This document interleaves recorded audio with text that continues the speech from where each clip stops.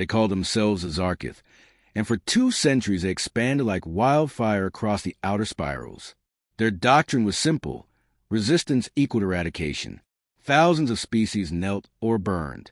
Their fleet, titanic and cruel, sailed with metallic wings, cutting swaths through stars and settlements. Planets were not conquered. They were harvested. They didn't negotiate, didn't warn, didn't stall. One transmission always came first: submit to Zarketh authority or be unmade. And they always meant it. No fleet had ever withstood their advance. No fortress had lasted more than a week.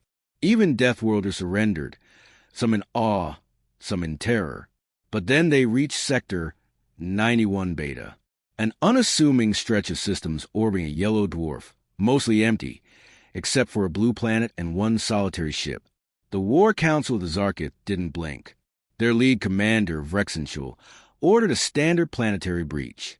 No life form, no civilization, no anomaly in that part of the galactic register showed signs of potential resistance. The planet was named Earth, and it had been labeled underdeveloped. The files were incomplete, old, corrupted, and unverified. No trade routes passed nearby. No significant civilizations claimed it, and no defense grid was logged. Vrexen didn't even review the planetary scans. He gave the order, as he always did: eradicate local infrastructure, absorb labor survivors, cleanse orbital paths. The fleet moved in. Then a signal came. It wasn't long. It wasn't panicked. It was a clear, cold voice. This sector is under Terran sovereignty. Turn around. Vrexen grinned when he heard it. He played it on loop during the briefing. Terran sovereignty, he mocked. What's a Terran? A mining collective? Pirates? None in the chamber knew. That alone was strange. The Zarketh data net spanned more than 4,000 cultures. The name was absent. Vrexen dismissed the concern. It's posturing. One ship, one voice. A failed colony claiming sovereignty. But it wasn't a failed colony. It wasn't a pirate. And the ship wasn't bluffing. As Zarketh cruisers approached the edge of the planetary system, scanners detected the anomaly. A solitary warship floating silent, matte black, almost featureless. Not transmitting codes. Not moving. Just waiting. Vrexen called up visuals. The vessel bore no markings, no banners, no insignia. But it wasn't derelict. Its power core read stable. Its weapons read unknown. Its armor was unreadable. No heat, no signal drift, no decay. It shouldn't exist. The science division requested closer scans. Vrexen gave the order, and the first Zarketh cruiser vanished. No explosion, no energy reading. One moment it was there, the next it simply wasn't. Vrexen froze.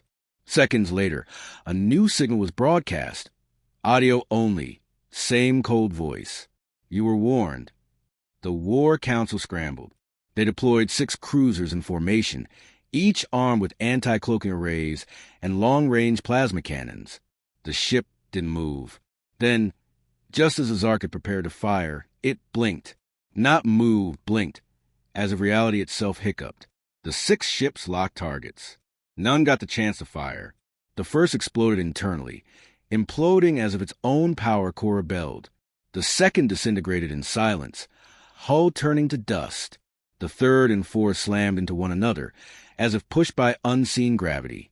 The fifth froze mid-engine sequence, every system hard-locked, and every organic dead from instantaneous neural hemorrhage. The sixth returned, but it wasn't the same. It was blackened, warped, twisted into impossible geometries. It floated like a corpse until it finally fractured and scattered into the void. The warship was still silent, still unmoving. Panic crept through the command bridge. The Zarketh had never lost more than a cruiser in a single campaign, not in 2 centuries. Vrexen finally acknowledged the abnormality. Scan again. Deep resonance. Look for quantum distortion. Anything. Results came back inconclusive. No warp drives. No shielding tech. No known propulsion system. The ship existed in ways the Zarketh couldn't describe, much less fight. They launched drones. All ceased transmission before getting within 1,000 kilometers.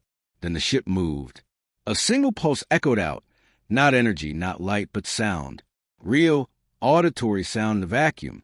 Impossible, and yet every ship heard it. Leave. More Zarketh fleets arrived. 60 ships. Carriers, dreadnoughts, destroyers. The full might of an armada. They formed an encirclement grid. Vrexen, growing erratic, declared a full-phase alpha, maximum bombardment protocol. All ships lock weapons. Countdown initiated.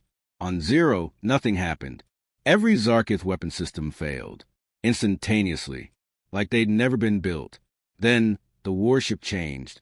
Panels along its surface shifted, not like technology, but like a living creature adjusting its armor. The matte hull shimmered. Something ancient and mechanical awakened inside it. A shape emerged, just a symbol briefly glowing, a red inside a black circle. The Zarketh fleet watched in silence. Then, before they could react, the ship spoke again, not in sound, in thought. It bled into the minds of the Zarketh. A single concept hammered like a verdict into every nervous system. Terran Warship, designation, Obstructor, last commissioned. Soul War era, standing order, hold line, no trespass. Vrexen screamed. Fire, ram it, destroy it. But no one moved. The crew couldn't.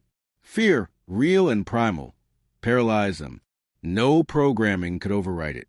The ship didn't fire weapons. It didn't need to. Every Zarketh ship began, shutting down, not exploding, not retreating, ceasing, core by core, system by system, as if the universe itself erased them. Vrexen ordered his personal dreadnought forward. He would strike the vessel himself. He primed every remaining weapon manually. I am Vrexenshul. I have burned 1,000 worlds. I will not. Then he stopped. The Terran ship had moved. One moment, it was 900 kilometers away. The next, it hovered nose to nose with Vrexen's bridge. No lights, no threat, just presence. And then, he saw it, not through glass, not on screen. He saw inside it. His mind was open like a page. And within the hull, behind layers of forbidden physics and impossible time lock plating, he saw humans. Not a crew, not personnel. One human, still, seated, armor like a monument, hands resting on metal knees, eyes closed, sleeping, not dead, sleeping.